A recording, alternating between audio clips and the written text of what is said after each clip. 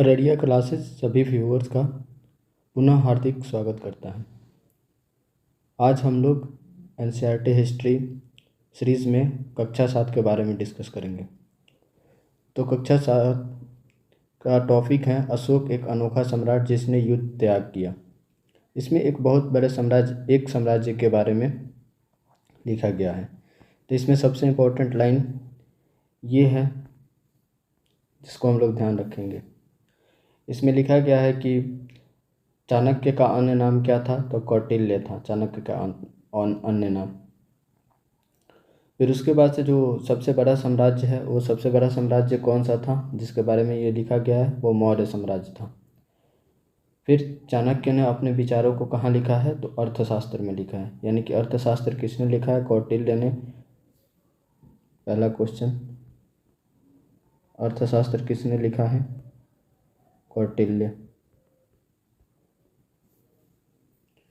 फिर दूसरा क्वेश्चन है इसमें, कौटिल्य को ही चाणक्य या विष्णुगुप्त के नाम से भी जानते हैं।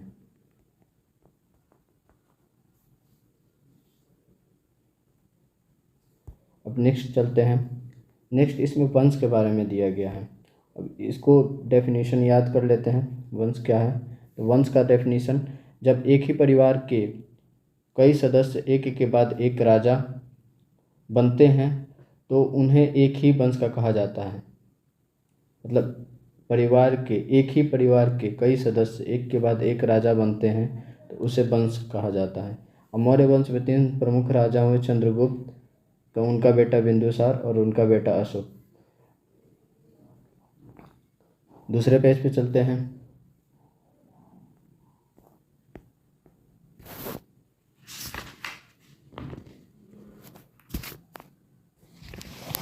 अब जैसे ये मौर्य साम्राज्य है, तो मौर्य साम्राज्य की राजधानी कहाँ थी, पाटलिपुत्र। पहला एक तथ्य मिल गया यहाँ से कि मौर्य साम्राज्य की राजधानी कहाँ थी, पाटलिपुत्र। अब महत्वपूर्ण अगर पूछें तो कोई भी जो कैपिटल होता है वो महत्वपूर्ण नहीं होता है। तो एक तो पाटलिपुत्र हो जाएगा, फिर दूसरा उज्जैन हो जाएगा, तीसरा तक्षशिला हो जाएगा। यानी कि मौर्य साम्राज्य के समय ये जो 3 नगर थे ये महत्वपूर्ण थे, जिसमें पाटलिपुत्र मौर्य साम्राज्य की राजधानी थी। तो हमें इसको पढ़ना है। फिर नेक्स्ट चलते हैं आगे। मौर्य साम्राज्य का प्रशासन। मौर्य साम्राज्य के प्रशासन के बारे में देख लेते हैं। पाटलिपुत्र और उसके आसपास के इलाकों पर सम्राट का सीधा नियंत्रण होता था। यानी कि जो भी साम्राज्य बनेगा, जो भी सम्राट बनेगा, उसका उस साम्राज्य पर नियंत्रण होगा। तब सारे डिसीजन ये सम्राट ही लेगा। फिर आगे देखते हैं। एक टर्म है इसमें संदेशवाहक। अब ये संदेशवाहक क्या है, संदेशवाहक एक जगह से दूसरी जगह घूमते रहते हैं। संदेशवाहक का मतलब होता है संदेशवाहक, संदेश के साथ एक जगह से दूसरी जगह घूमना। और राजा के जासूस अधिकारियों के कार्यकलाप पर नजर रखते थे। इन सब के ऊपर सम्राट था जो राज्य परिवार और वरिष्ठ मंत्रियों की सहायता से सब पर नजर रखता था।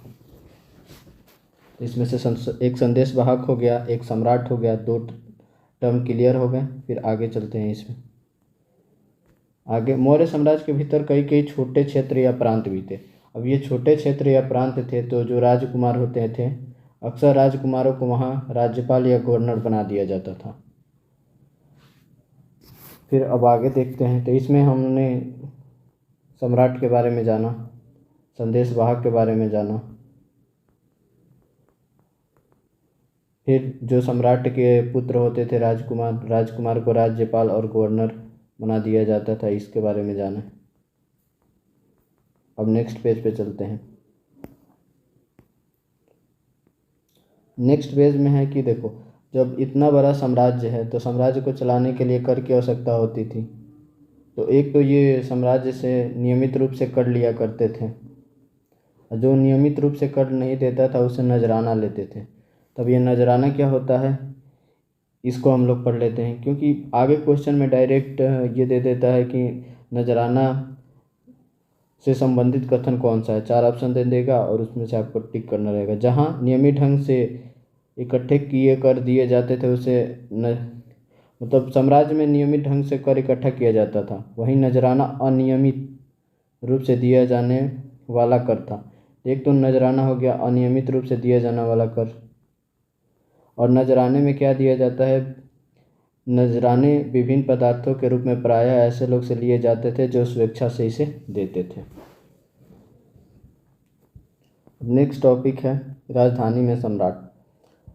राजधानी में सम्राट आप लोग इसे पढ़ लीजिएगा। वैसे जो भी राजा होता है वो राजधानी में ही बैठता है, राजधानी से वो अपने जितने सारे कार्य रहते हैं वो सारा वो देख रेख करता है। इसमें एक इम्पॉर्टेंट पॉइंट है, वो है मेगास्थनीज।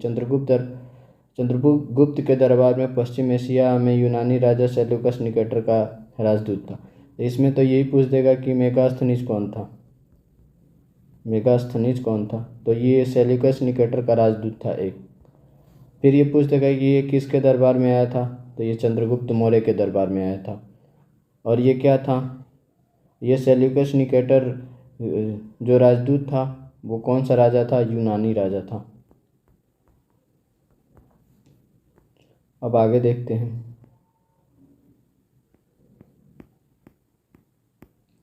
अब आगे यहाँ पर लिखा है अशोक एक अनोखा सम्राट।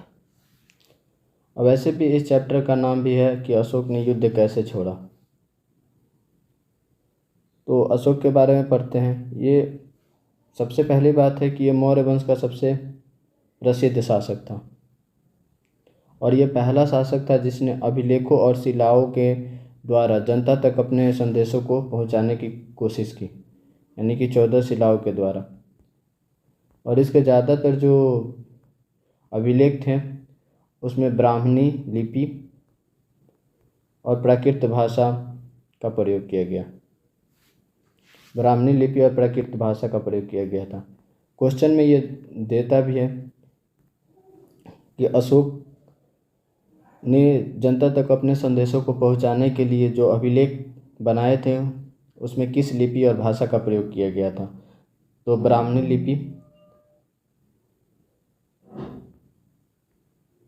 लिपि और प्राकृत भाषा। ज़्यादातर गलतियाँ ये होता है कि क्वेश्चन में प्राकृत के जगह पे पाली देता है। ध्यान रखना है, पाली नहीं होगा, प्राकृत भाषा होगा। अब नेक्स्ट टॉपिक पे चलते हैं।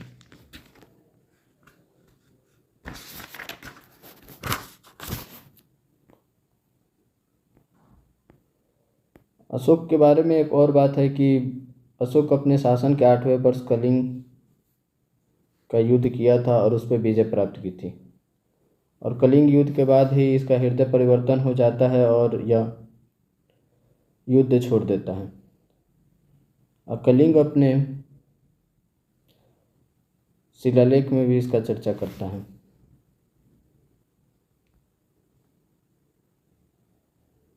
फिर आगे देखते हैं। आगे देखो, ये जो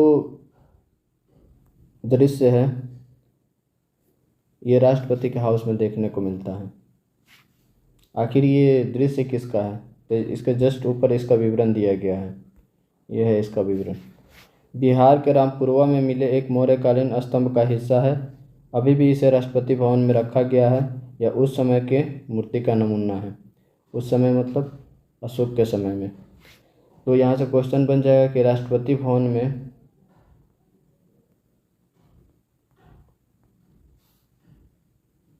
मौर्यकालीन स्तंभ जो रखा गया है उसे कहाँ से लिया गया है, तो उसे रामपुरवा से लिया गया है। ये बीपीएससी या बिहार स्पेशल क्वेश्चन और इसके साथ साथ और भी एग्जाम में पूछ सकता है। रामपुरवा से लिया गया है, या ये क्वेश्चन यहाँ से सीधा बना देगा कि जो राष्ट्रपति भवन में जो मूर्ति रखी गई है रामपुरवा से मिली है वो कौन से काल की मूर्ति है, तो ये मूर्ति है मौर्यकालीन और ये कहाँ उत्कीर्ण है, तो ये तो रामपुरवा के अशोक स्तंभ पर है ये, रामपुरवा के अशोक स्तंभ। और नेक्स्ट हम लोग चलते हैं आगे। अपनी प्रजा के लिए अशोक क्या क्या संदेश देता था, जैसे कि पशु बलि नहीं किया जाना चाहिए, पशु बलि की निंदा करता था, धर्म महामातों की नियुक्ति करता था, धर्म को फैलाता था, धर्म फैलाने के लिए धर्म महामातों की नियुक्ति किया था, हिंसा रोकने की बात करता था,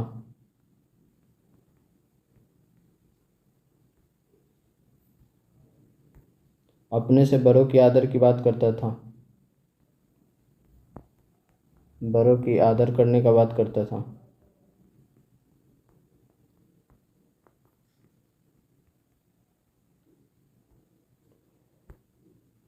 फिर ये ब्राह्मणों की आदर करने का बात करता था,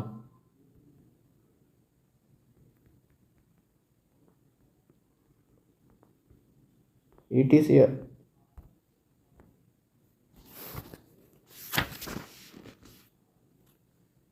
फिर अब आगे देखते हैं।